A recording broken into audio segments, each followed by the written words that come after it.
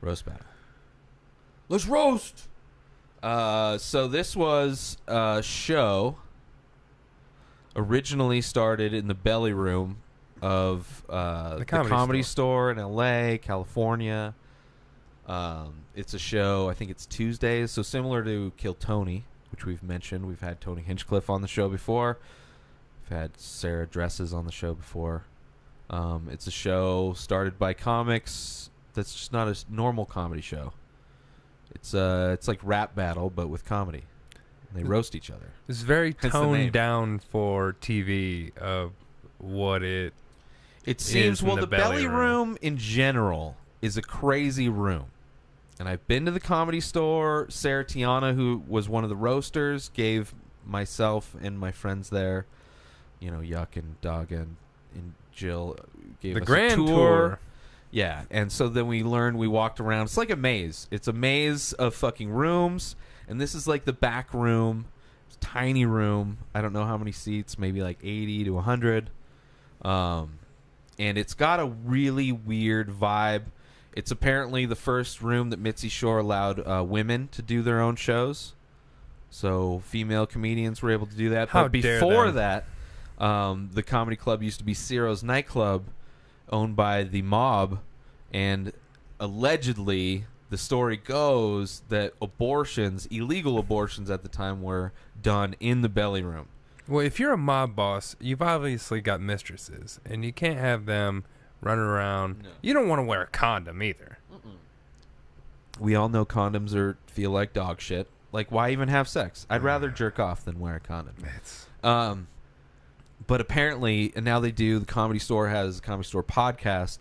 It's filmed. That's recorded in the basement. I don't know if they do video or not, but it's in the basement, and apparently that's where they buried all of the dead fetusi. Well, why would you bury them in the basement? Well, because there's already like a hole open for bodies. Because it's Ciro's nightclub, maybe it's basement. I don't know. It's supposed to be a haunted place, and you can feel an energy going into that room. I mean, I heard some things before I went in there, so yeah, probably a little bit of a, what is that called? A placebo effect of negativity. But fucking crazy show. And I was super high and super drunk when I was there too, so it was weird. But anyway, so this is a show started there in the belly room, which is kind of an odd name considering that's where women first started performing, and also where they used to get rid of their unwanted children. Yeah. So let's get into it. It was a show, later got picked up Comedy Central. Jeff Ross has always been kind of a part of it. They moved to, one of the original guys moved to New York to start it out in New York. And then I think there was like a falling out. Kind of, but I think they mended shit. I don't know the drama behind it, but so they decided, Comedy Central picked it up. They did a show, and it's kind of a tournament. I mean, I think they normally do a tournament, yeah, but they reformatted it slightly. I didn't mind it for, because, I don't know, it felt fine. As opposed to, there's a podcast for the show called Verbal Violence on the Death Squad Network. I've listened to that, and that's really cut down. Like, they'll kind of highlight a few moments from maybe the last one. Yeah, it's barely a roast battle. Yeah, so it's like a weird teaser podcast compared to the show, but we'll get into the show real quick.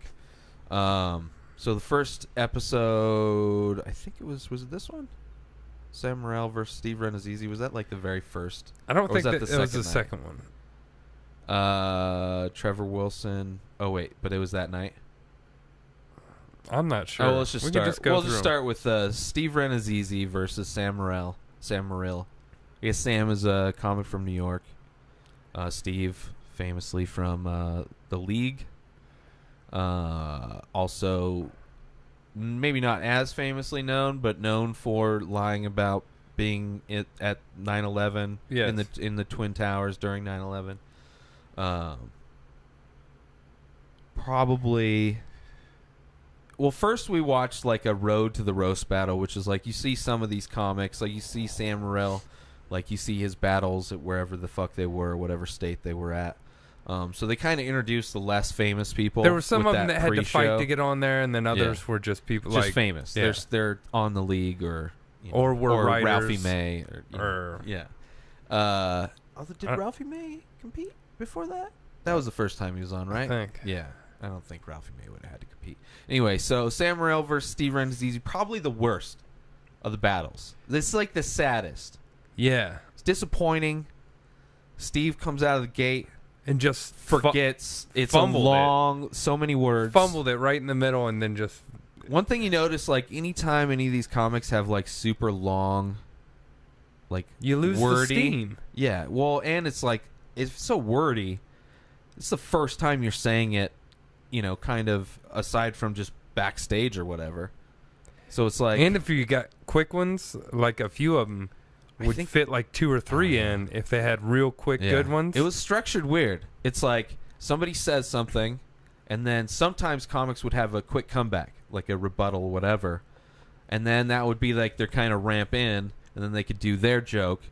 And then sometimes it would almost kind of go back and forth a little bit. It was really cool. I enjoyed the format a lot. I thought it was fun to see comics talk shit about each other, you know, roast each other, not in the general roast style when you see it. So you can almost see, like, especially when like Sarah Tiana does it or Tony does it, like the structure of how they say things is so much in that roast style, like they're on the dais and they're roasting fucking somebody. But yeah, Steve Renazizi versus Sam Morril is kind of a boring one. Sam Morril, did it go to a tiebreaker at the end, and it was a dog shit tiebreaker?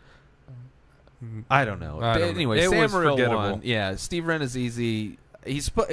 I've never seen him do stand up, but he's a legit stand up. He's not like he's not like an actor that got into stand up. Yeah, he's after a stand up who got into. He just got picked up in a show.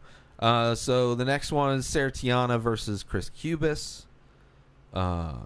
Sarah, I mean, just overall good comeback. She wrote for the roast. Yeah. Or the burn. The burn, which I went and saw one of the episodes, the recordings of that. I think it was the 9/11 one. I don't think I've ever seen it on TV. Or seen that episode. But it was good. She kind of crushed Chris. He kind of stumbled a little bit, I think. I think that was close, but she's way better. Remember who the judges were for this one? Couldn't tell you. Steve Renazizi versus so the next one was Earl Skakel versus Tom Ballard. Ballard. Yeah, he's a Aussie comic, homosexual. He's of the gay persuasion. Yes. Earl seems to be non-binary. Earl is from the professional wrestling persuasion. Yeah, he came out, which he's one of the few guys that does the actual roast battle in LA on a regular basis. Well, he was part of the sideshow of it too. He wasn't part of the wave. No, he was was one of the judges. He's one of the oh yeah, the racist. Yeah. He was like a racist heckler kind of guy or whatever. Yeah.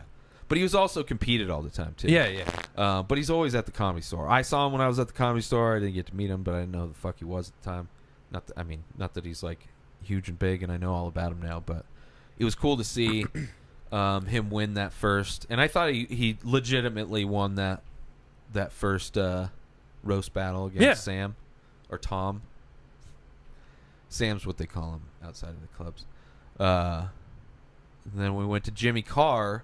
I think he won the last one or something like that. He does really well in these roast battle tournaments, which they've done.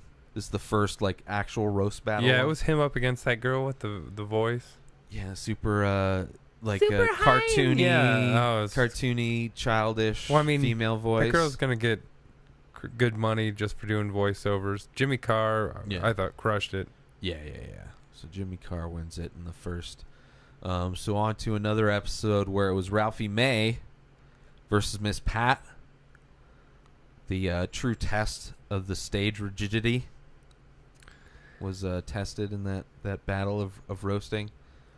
I mean, Miss Pat seemed like she was new to the whole thing. She seemed, She kind of did good. She kind of did good. All of her jokes seemed to be fat jokes, though. She didn't really diversify. Just fatting each other. Yeah, but Ralphie had the gorilla one where it's like kind of a racial joke, too. You know? Well, not really. I guess the gorilla killed himself. That's just more of like an ugly joke or fear for your life joke. I don't know what kind of joke that is. Probably that's the best Ralphie May joke, I think, out of the whole Shamrock, all the his 2 rounds that he was in. But Ralphie won it, and I think it was for that joke. And later, the ambulance came to pick up Miss Pat, and then she went back home. But I think she'll do good. She was on Bert Kreischer's Bertcast talking about it, and it seemed like she enjoyed it. She'll try and do, if they do another season. Do you think they should do another season? Yeah, from what I saw, why not? I don't watch a lot of... I love Comedy Central when I had cable growing up. You know, you got to see comics, you got to see a lot of stand-up, you got to see a bunch of comedy shows, South Park. This would have been a cool show. I mean, still a cool show to see, but it's like, I enjoy it for Comedy Central. It's a new kind of comedy thing. So then we have Matthew Bassard, who I just saw a clip. He was on some late-night show doing like a 5-minute set. And I saw it just like a day or two before I watched this. Versus Mike Lawrence, who I think is a writer for a bunch of comedy shows. Mike Lawrence won it. Yeah, easily. Yeah. He's good. Bassard was great. Yeah, you could see. Good. I think he like lost to Jimmy Carr last year or something like that. So he does well in those things. But Mike Lawrence was a beast. He's fucking... He had like all the different kind of categories where you have like the rebuttal, you have the fucking solid joke, and then you have some other shit. He had all that, and they were all like solid, like all of his comebacks and everything.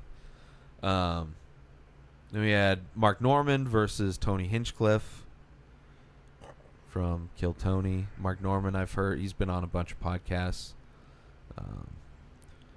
And the Golden Pony took it. Mark Norman, one of his jokes was that he beats Tony Hinchcliffe, kind of a through line through some of the other roasts, which is kind of funny. Because Tony's like... Tony? Yeah. So then it's Olivia Grace versus Trevor Wilson.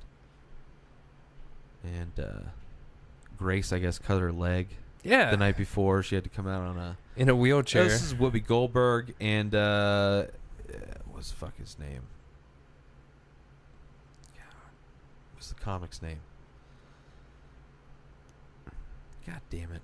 He's a great comic. He's got a bunch of specials on Netflix. Talk shit about everybody. David Anyway, Tell?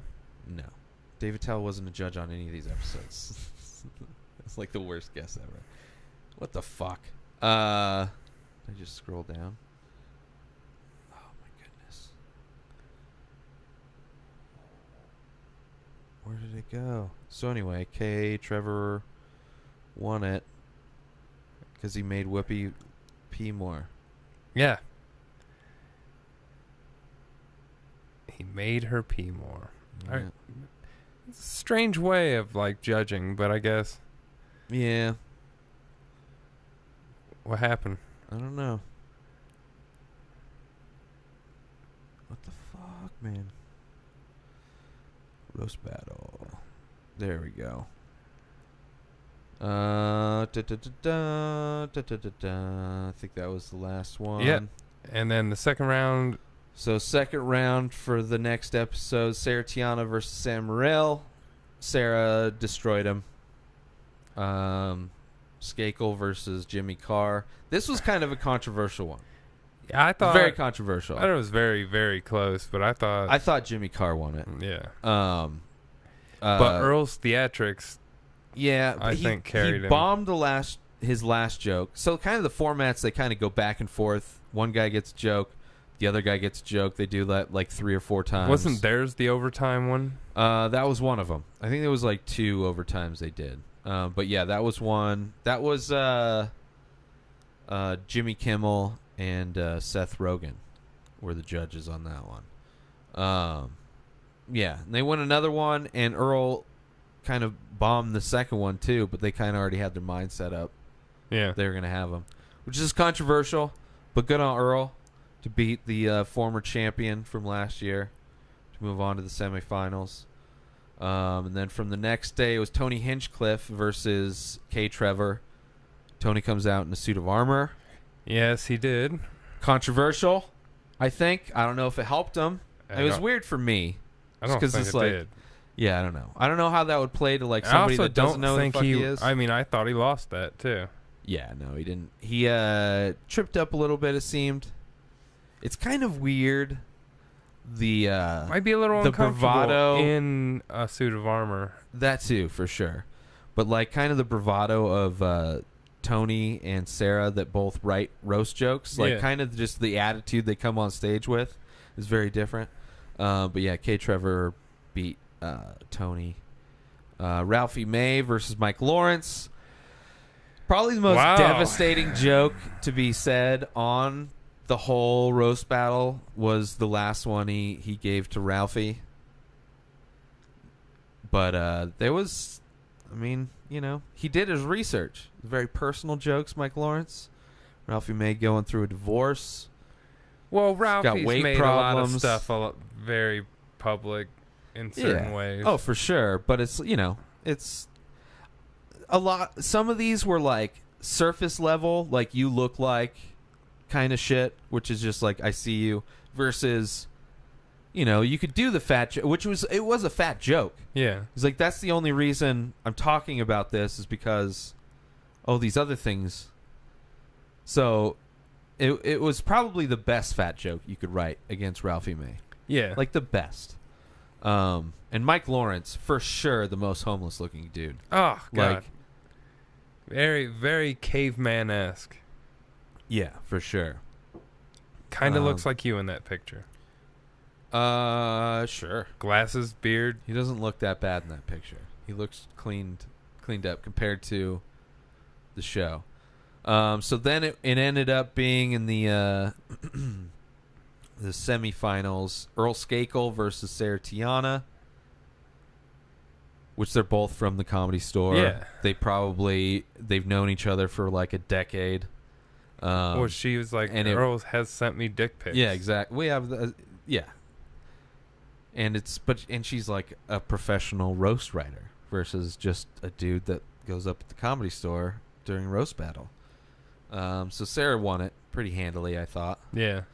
And then Mike Lawrence versus K. Trevor, pretty close. That was pretty close. Compared to the other Mike Lawrence ones, he pretty much destroyed the other ones. Pretty close. But I thought the bulk of his performance probably carried him over too. Yeah, he's the most consistent by far as hilarious. So Sarah and Mike go up in the finals, and Mike, he wins it. Didn't destroy, I don't think. There were some really, really like deep cutting. Just look it up. People would go on the Comedy Central app or Hulu or whatever.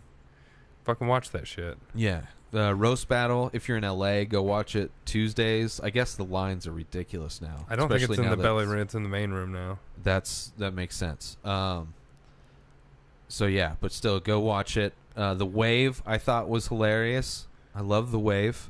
They kind of did more throughout the show. Yeah. Which is what are their names? It's Willie Hunter, who writes Jeremiah. Jeremiah Watkins, and then I don't know the last dude. The dude that probably was doing the best one. Yeah, probably the best one. I don't think he promoted his stuff, but he's probably going to be working with Kevin Hart pretty soon. He offered him a job. Yeah. So go watch the roast battle on Comedy Central. Comedy Central app. Last time we checked, they had all of them except for the last episode. But you could probably find them other places.